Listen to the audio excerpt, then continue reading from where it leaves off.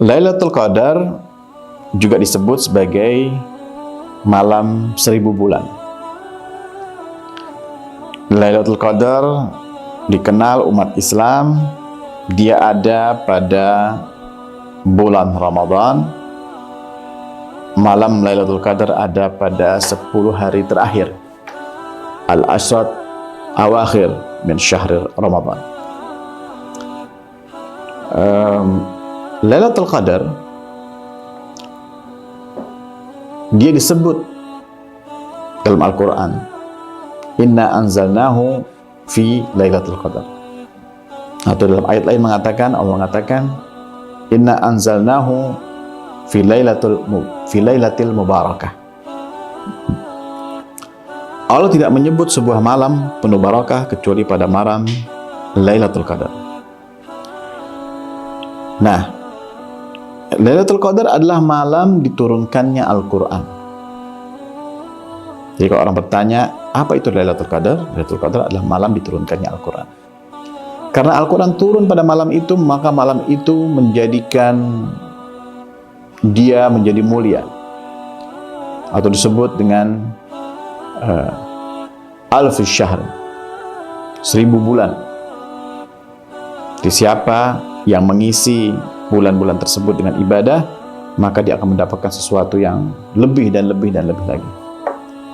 Seorang mukmin pasti menunggu-nunggu momen ini, karena dia hanya hadir dalam setahun sekali saja. Siapa yang ketinggalan, dia akan merugi. Allah Subhanahu wa Ta'ala dalam surat Al-Qadar mengatakan, inna anzalnahu fi Lailatul Qadar. Sungguhnya aku menurunkannya dari Al-Quran pada malam Lailatul Qadar.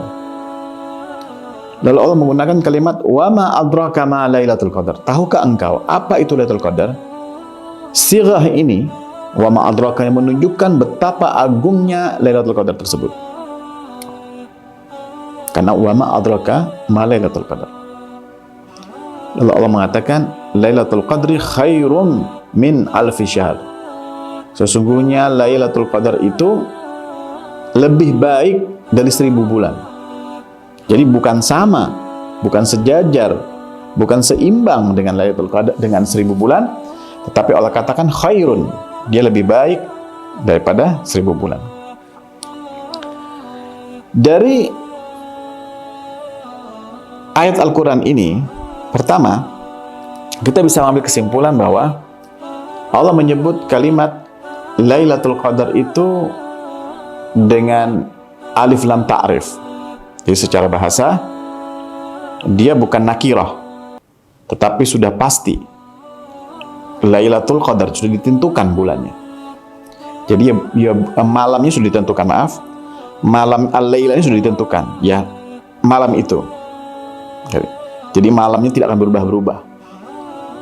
Bukan setiap tahun berubah-berubah, kapan Lailatul Qadar datang, mungkin hari ini, mungkin besok, nanti kemudian tahun depan lain lagi. Tidak, dia satu malam, ya malam itu saja.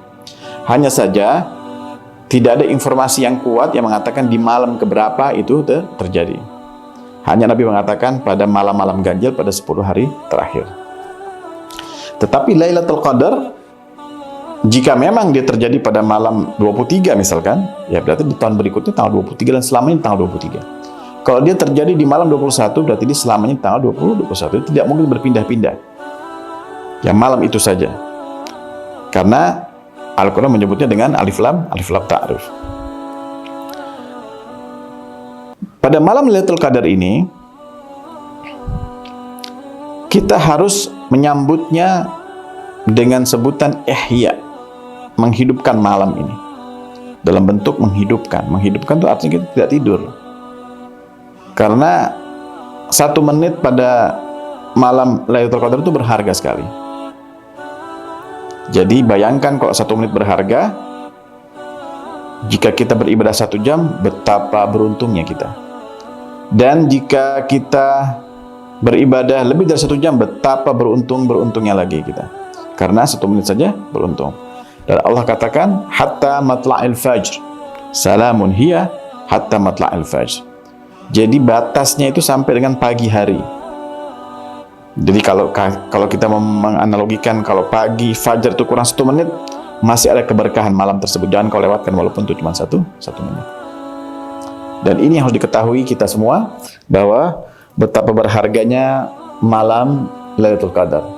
Untuk itu, pada 10 hari terakhir Ramadan juga dianggap sebagai 10 hari terakhir yang paling utama di antara 10 hari yang pertama maupun 10 hari yang kedua. Kenapa? Karena pada 10 hari yang ketiga di situ ada Lailatul Qadar. Untuk itu kita harus menjaganya 10 hari ini, jangan sampai kosong ibadah kita, karena dengan kita menjaganya pasti kita mendapatkan Lailatul Qadar. Dan jika kita mendapat Lailatul Qadar, beruntunglah kita, insya Allah menjadi hamba-hamba yang Allah ampunkan dosanya kelak ketika kita dibangkitkan oleh Allah Subhanahu wa Ta'ala di hari kemudian.